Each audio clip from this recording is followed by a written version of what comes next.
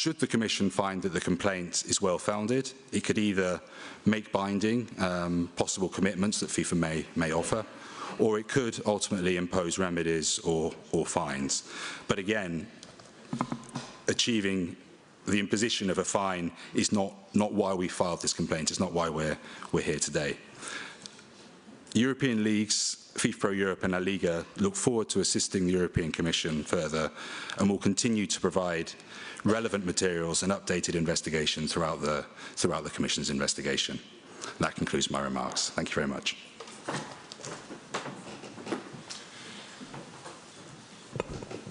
Thank you, Mark. Thank you, Alfonso. I hope I didn't promise too much in terms of the fun part.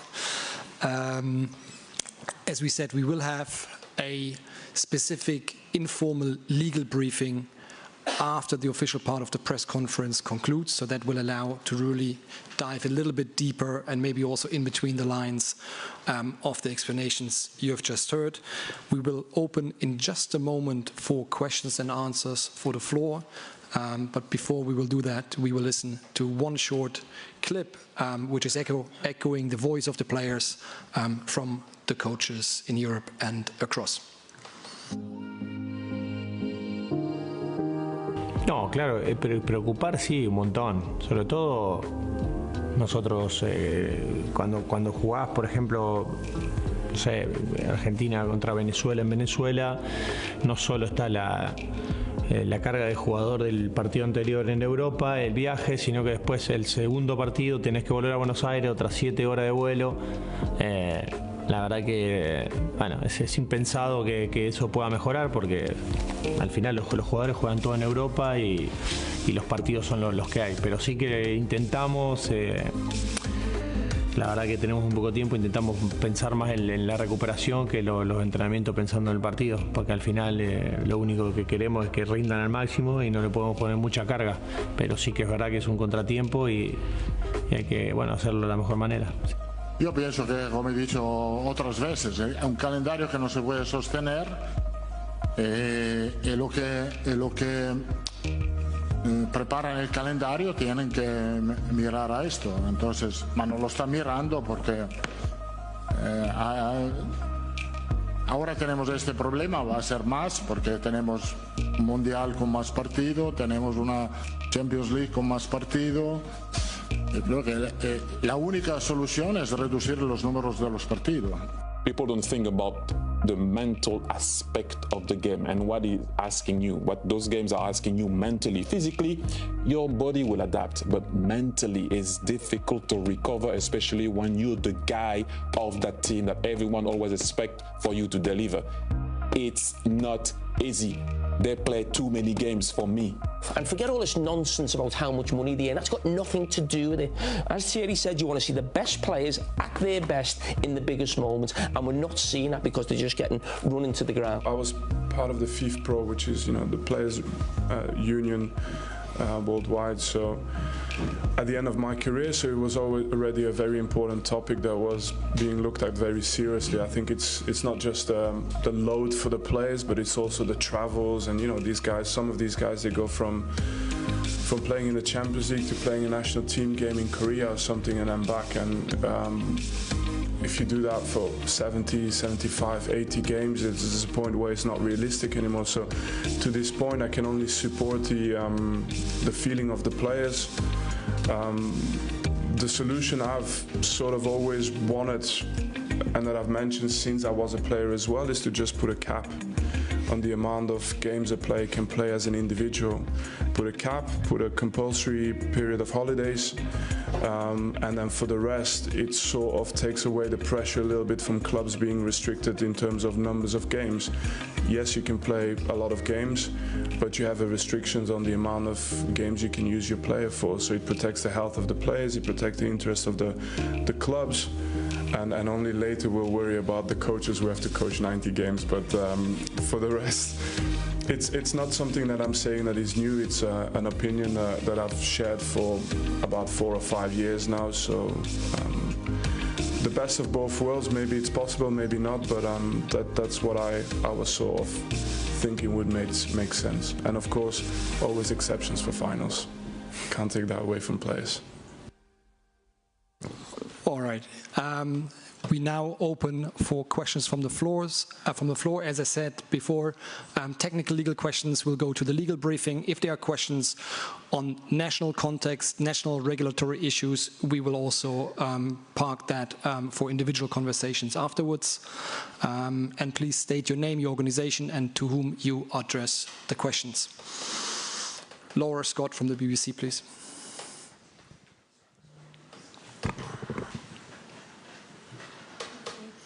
And my question is to Mathieu.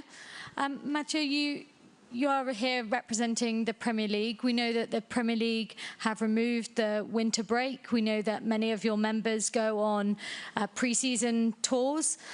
Is there an element of hypocrisy to what you're saying here today? And just another question. You said enough is enough. What do you think when you hear a player like Rodri warning of player strikes? Thank you very much. Well, the hypocrisy, I mean, that's what we heard from FIFA, right? First and foremost, I would like to recall that the Premier League has not changed its format and the number of matches that we organized for the last 30 years. If anything, we reduced the number of matches that we organized because we started with 22 clubs and we moved to 20. So I think there is an element here that we should not forget. Second, the individual tours, that's a club issue. They decide to go on tours. They very often do that on the basis of retraining, preparing for the new season, and for commercial opportunities, obviously. But that's their decision. It's not a league decision. Third, the strike.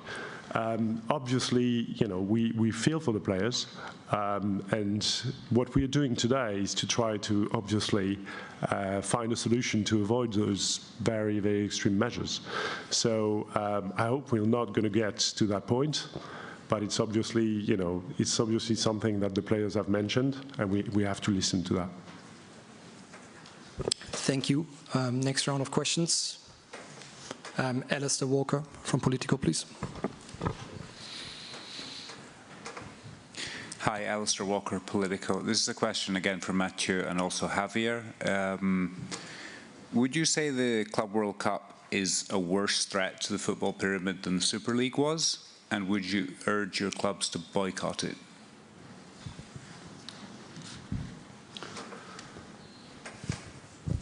Do you understand? Okay. Look, the Club World Cup is a new competition that we haven't seen yet. So it's difficult to draw conclusions on whether or not it's the worst thing ever. I wouldn't say that. It has some issues in terms of calendar, in terms of, you know, revenues. We don't know really, you know, how the money will be redistributed, how it's going to trickle down. We have very little information, in fact. So very difficult to give an opinion on that. But clearly, that's the addition of all these elements, you know, an extended continental competition, an extended World Cup, a new Club World Cup, again moving from, you know, a format with 7 clubs to a format with 32 clubs. The whole thing put together is, I think, the real threat for both domestic leagues and players, and that's exactly the message that we want to share today.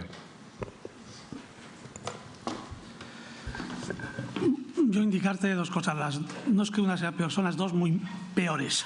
Son muy malas las dos, ¿no? Y con criterios diferentes, el por qué, es que no es comparable, ¿no? Pero una es con el Mundial de Clubes afecta claramente a la salud de los jugadores que van a jugar esa competición. Eso nadie lo pone en duda, ¿no?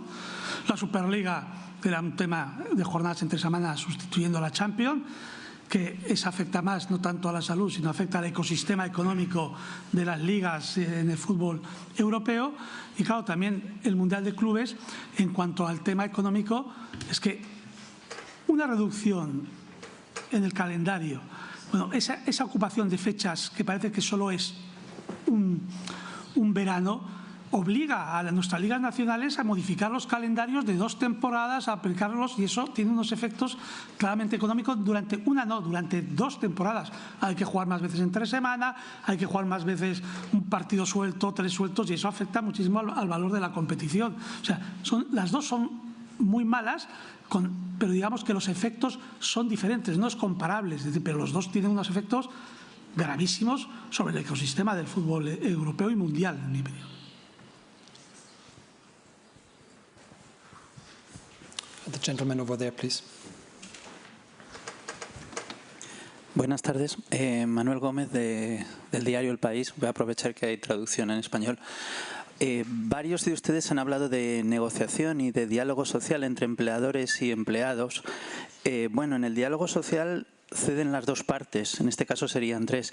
Me gustaría saber qué están ustedes dispuestos a ceder en una negociación con FIFA. ¿Están dispuestos a reducir algo sus competiciones? ¿Están dispuestos a reducir sus ganancias? Gracias.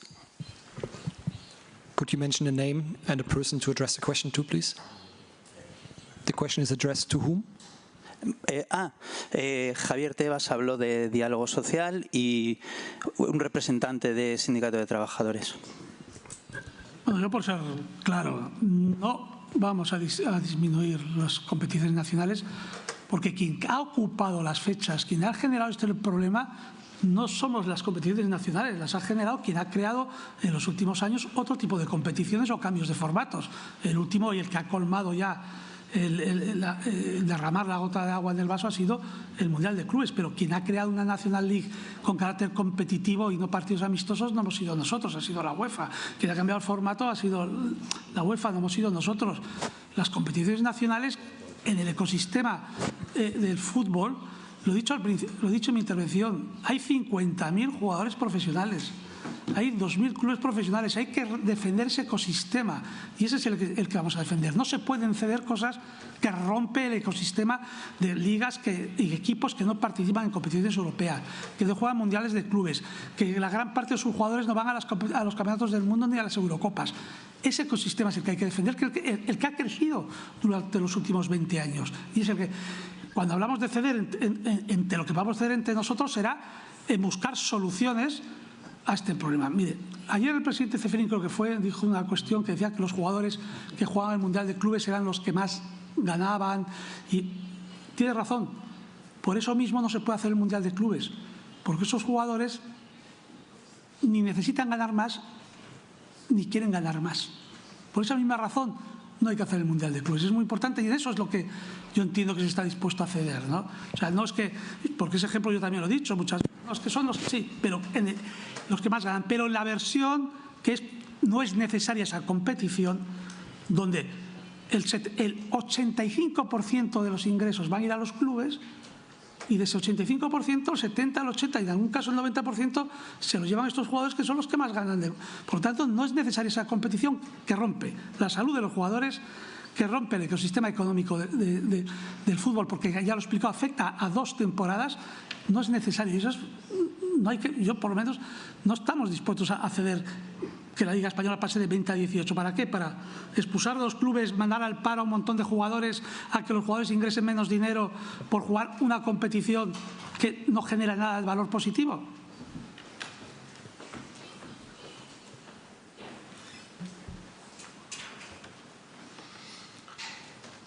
Oui.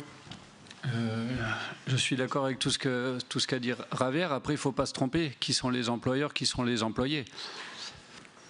Il y a un vrai problème, c'est que les clubs sont dirigés, manipulés ou forcés de suivre les plus forts qui veulent toujours plus de revenus et donc qui imposent aux autres à travers la redistribution.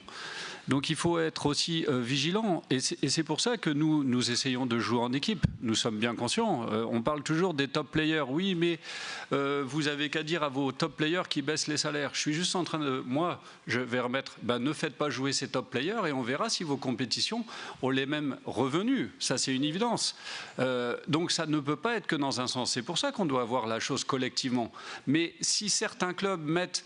Et je ne veux pas attaquer tout le temps FIFA et UEFA d'ailleurs, mais ils reçoivent une pression considérable, très agressive de la part des top clubs qui leur disent « Oh, moi je veux plus d'argent, donc tu vas développer ta compétition ». Donc on les oblige à ça aussi. Donc c'est pas... Tout le monde est responsable. Et c'est pour ça que nous, FIFPro Europe, l'UNFP, le syndicat français, l'AIC, le syndicat italien, mais également PFA, le syndicat anglais, nous avons déposé une plainte au tribunal de Bruxelles, le tribunal de l'entreprise, parce qu'on veut faire valoir les droits. Il y a des droits et on doit respecter ces droits. On veut aussi nous aider, j'allais dire, FIFA et UEFA à avoir un pouvoir de régulateur qu'ils ont perdu à cause de la puissance et la force et l'agressivité de ces top clubs. Ne nous trompons pas. Et là, on est en train de détruire, de ne pas respecter. Notre plainte, elle va sur quel sens? Elle va sur quelle volonté? De faire respecter les droits au congé annuel, la liberté de travail, mais également le droit à la négociation collective. Et ces top clubs, ces institutions si puissantes essayent de détourner tout ça, justement, pour les intérêts personnels des plus puissants. Et là, il faut qu'on soit vigilant. Et là, il faut que vous soyez vigilants aussi, parce que lorsqu'on parle de protéger le football, c'est ce qu'on est en train de vous expliquer. Ne vous trompez pas par ces manipulations politiques, publiques, qui sont en train d'essayer de se faire en termes de communication. Et moi, les médias qui sont là aujourd'hui, je remercie parce que j'en connais certains, des fois on est attaqué, ça fait partie de notre rôle, mais ne tombez pas dans ce piège-là, parce que vous aussi, vous avez cette responsabilité-là.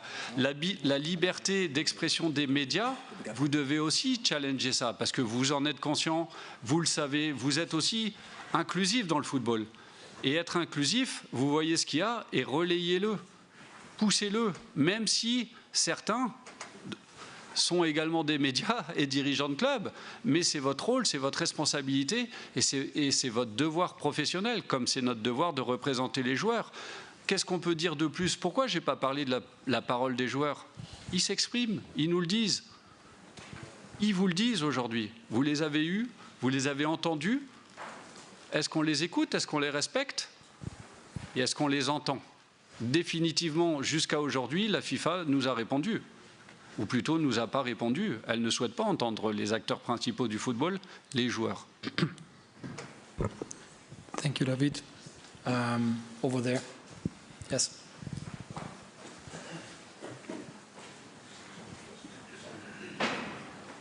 Hi, Julien Preto from Reuters. The question more for the representatives of the leagues more than FIFPro. You've been mentioning a lot FIFA, everything has been directed at FIFA, but you've barely mentioned UEFA, apart from Mr. Tebas a little bit. But if you look, I mean, this new format of the Champions League is also more games. The Nations League, I mean, obviously is more impact on the motivation of the players, on the physical, mental, strain of the players than, friendly matches would have had. So why is your complaint directed only at FIFA and not UEFA? If we see, let's say, very recently, if I take the case of Lille in France, they've played Real Madrid and let's say give or take 68 hours later they played Toulouse, and this is going to repeat itself with Atletico Madrid followed by the derby against Lens. 68 hours later they're going to play again. So why is everything directed at FIFA and not UEFA? Thank you. I'll pick someone for you. Mathieu, on behalf of the leagues, do you want to respond? Yes, so you're right, and I think a couple of us have mentioned the increasing number of the UEFA clubs competition being a challenge as well. I think to answer your question first, FIFA is responsible for the international match calendar. UEFA is not. UEFA organizes competitions, but those who have the regulatory power on the international match calendar, on the release of players, on the windows, that's FIFA. And that's why, first and foremost, why the complaint is addressed at FIFA. Second, I think it's fair to say that the relationship is a bit different in the sense that we have our discussions with UEFA and we have engaged with them when they came up with this idea of a new format. we don't always agree, and we will check with them how this new format will impact domestic leagues. And I agree with you that there will be consequences, and maybe things will have to change. But at least there is a dialogue with UEFA, which is formalized from the league side, at least, by some representation at the UEFA Executive Committee for the leagues and in some committees. So, if you like, the governance model is different. We have some representation, and we use that. With FIFA, we have literally nothing. We will close the press conference at this point. Also, the translators have stopped. Maybe is there any one last comment from the group? I think there is a question over there. We have still plenty of questions. Okay. Last round of questions, please. Should I ask in English or in Spanish? Because my question is for Mr. Tebas, but I don't see interpretation. We won't have translation available anymore. So if you can probably pass the question just for the interviews afterwards, that would be great. Sure. Yeah, okay. Thank you very much. We have now the legal briefing available in just a few minutes, and we have individual interviews with the participants at request. Thank you very much. Just a picture together.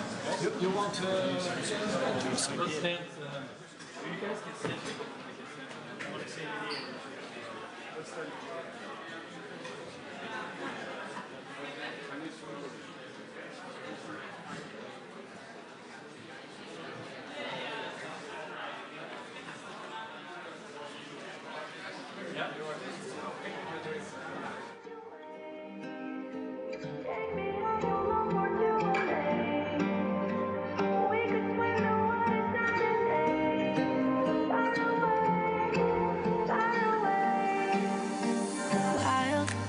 Keeps on turning, we keep on searching for the moon.